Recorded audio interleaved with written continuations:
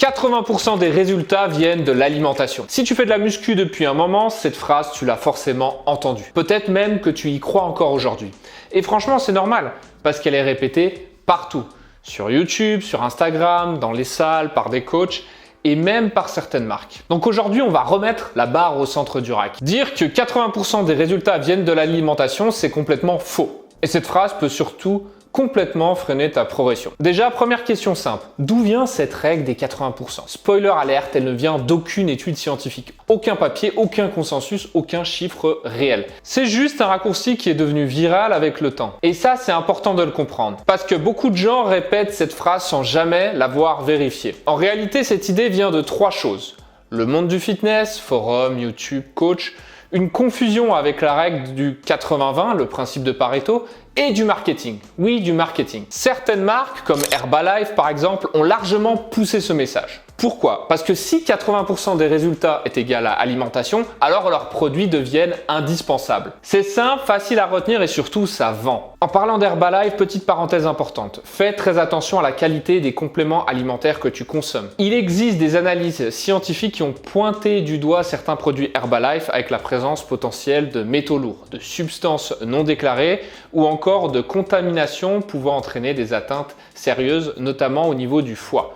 Voici l'article scientifique juste ici. Moralité de l'histoire, ne te fais pas avoir par un joli marketing. Privilégie toujours la qualité, la transparence et la traçabilité des produits que tu consommes. À titre personnel, je me tourne vers une marque comme Nutrien-Co, que je considère comme fiable en termes de composition et de transparence. Et si ça t'intéresse d'ailleurs, tu as moins 10% avec mon code KenCoach. Le lien est dans la bio. Bref, parenthèse fermée, revenons au fameux 80%. Le problème avec ce nombre, c'est qu'il est complètement arbitraire. Il ne repose sur rien, mais surtout il ne veut rien dire. Parce que concrètement, 80% des résultats, ça veut dire quoi? 80% de quoi exactement? Personne n'est capable de le définir.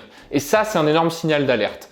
On va prendre un exemple très simple. Imagine deux personnes. La première mange parfaitement bien, mais ne s'entraîne pas. La deuxième s'entraîne très sérieusement, mais mange correctement sans réellement faire attention à ce qu'elle mange. Qui va progresser en termes de prise de muscle? Évidemment, la deuxième personne. Pourquoi? Parce que sans entraînement, il n'y a pas de travail musculaire. Et sans travailler ses muscles, il n'y a pas d'adaptation, donc pas de croissance musculaire. Donc déjà, ça casse complètement l'idée que l'alimentation représente 80% des résultats. Parce que sans entraînement, tu n'as littéralement aucun résultat quand on parle de prise de muscle. Alors comment un seul facteur peut représenter 80% des résultats alors qu'il ne fonctionne même pas tout seul? La réalité, elle est beaucoup plus simple. Ton physique ne fonctionne pas en pourcentage, il fonctionne avec un système. Tes résultats dépendent de ton entraînement, de ton alimentation, de ton sommeil, de ton stress et de ta génétique. En gros, tes résultats sont multifactoriels. Et surtout, ces facteurs sont interdépendants. Ça veut dire que chaque élément influence les autres. Par exemple, si tu dors mal pendant plusieurs semaines, tes niveaux de testostérone vont chuter.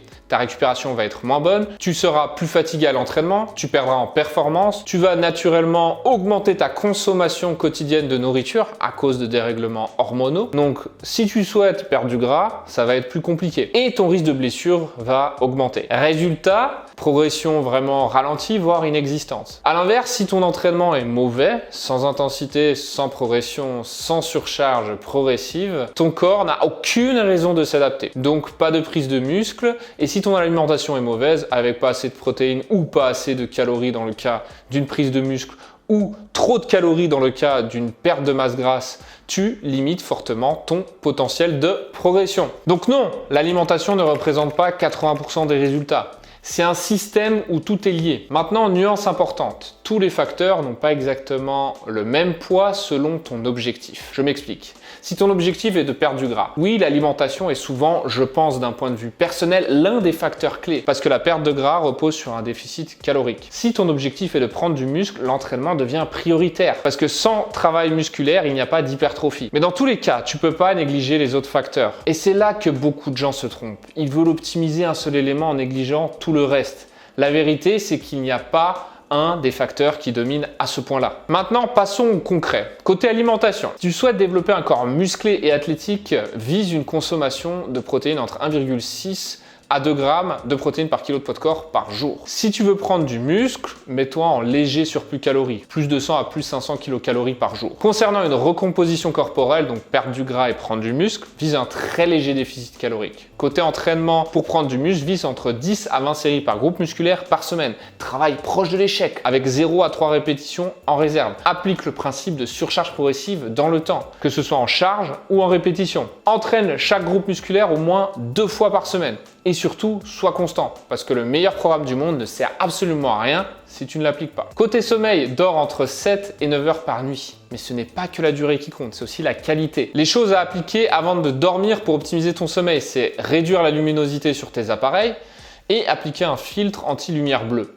Si tu peux limiter les écrans tout simplement, c'est encore mieux. Garde également une chambre fraîche entre 18 et 20 degrés et essaie d'avoir des horaires réguliers de coucher. C'est ce qui fait la différence. Pas un pourcentage magique. La vraie bonne approche, c'est d'arrêter de chercher le facteur le plus important et de construire un système solide. Un entraînement structuré, une alimentation adaptée, un bon sommeil et surtout de la constance. Parce qu'au final, ce n'est pas ce que tu fais parfaitement pendant une semaine qui compte, mais c'est ce que tu fais correctement pendant des mois. Et si tu veux éviter ce genre d'erreur et enfin progresser intelligemment dans le but de développer un corps musclé et la meilleure condition physique de ta vie, n'oublie pas de t'abonner. Et moi, je te dis à très vite l'athlète. Allez, ciao ciao!